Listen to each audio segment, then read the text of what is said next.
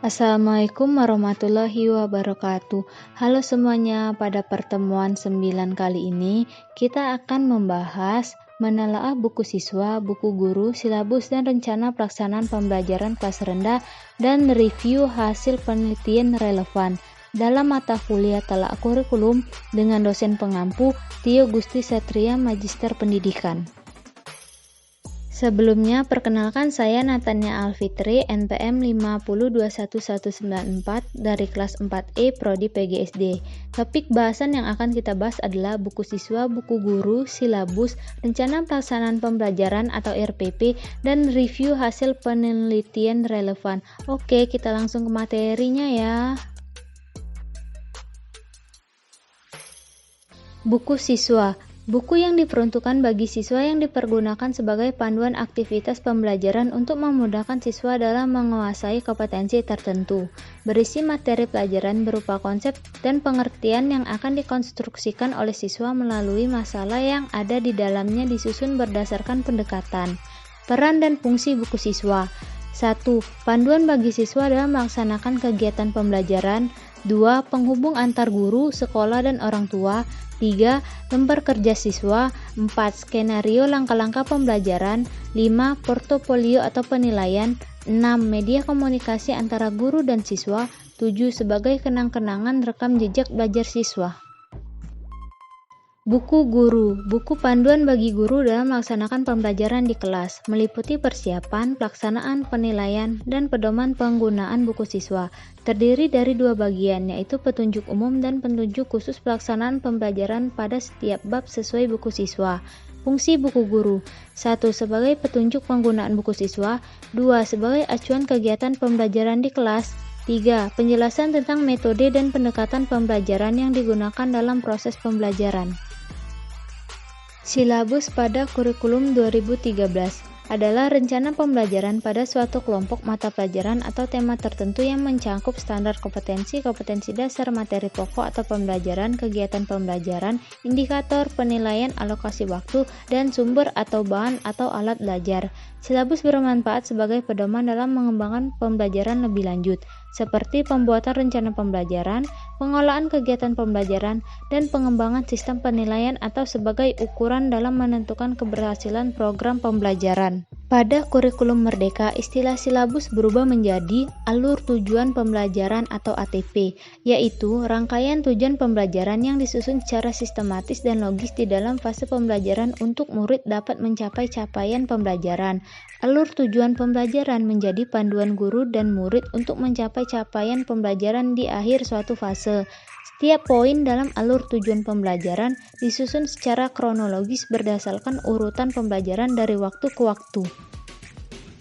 Rencana pelaksanaan pembelajaran RPP dalam kurikulum 2013 adalah pegangan seorang guru dalam mengajar di dalam kelas yang berisi rencana kegiatan pembelajaran tatap muka untuk satu pertemuan atau lebih. RPP dikembangkan dari silabus untuk mengarahkan kegiatan pembelajaran peserta didik dalam upaya mencapai kompetensi dasar atau KD.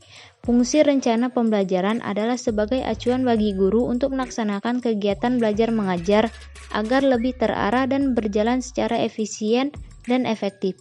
Pada kurikulum Merdeka, istilah RPP berubah menjadi modul ajar, yaitu dokumen yang berisi tujuan, langkah, dan media pembelajaran, serta asesmen yang dibutuhkan dalam satu unit atau topik berdasarkan alur tujuan pembelajaran.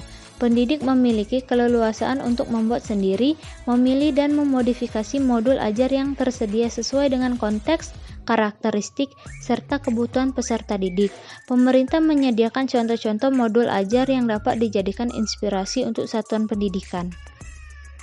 Pada kurikulum 2013 terdapat tema dengan setiap tema memiliki buku guru dan buku siswa masing-masing. Pada kelas rendah terdapat 8 tema dan 4 subtema.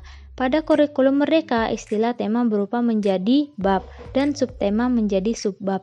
Berikut contoh dari buku guru dan buku siswa. Di sebelah kanan terdapat buku siswa dan buku guru dari kurikulum Merdeka, dan di sebelah kiri terdapat buku siswa dan buku guru pada kurikulum 2013. Selanjutnya, review hasil penelitian relevan. dengan judul penelitian Development of Thematic Skill Learning Based on the 21st Century Skill Model for 40 Graders. Penulis Tio Gusti Satria dan Tri Juli Hajani.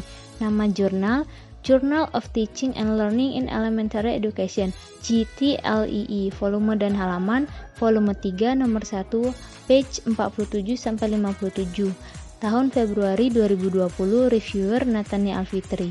Tujuan penelitian, upaya mengembangkan RPP tematik dengan media pembelajaran dan keterampilan abad 21 untuk meningkatkan hasil belajar siswa dan pembelajaran yang efektif.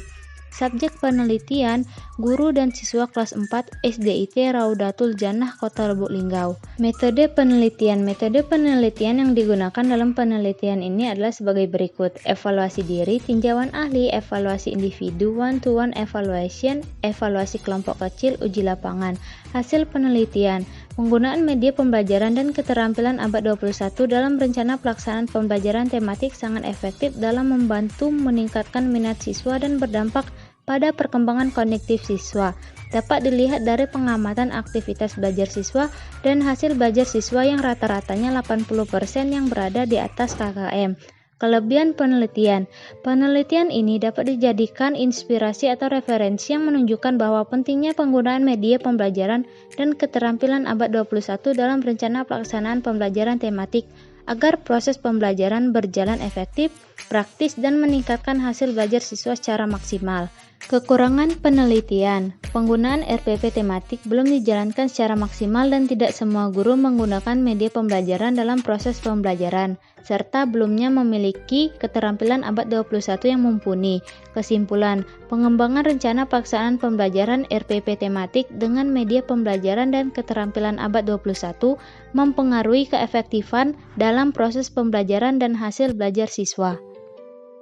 Demikianlah materi dari saya. Terima kasih atas perhatiannya. Jangan lupa untuk nonton video berikutnya. Saya akhiri. Wassalamualaikum warahmatullahi wabarakatuh.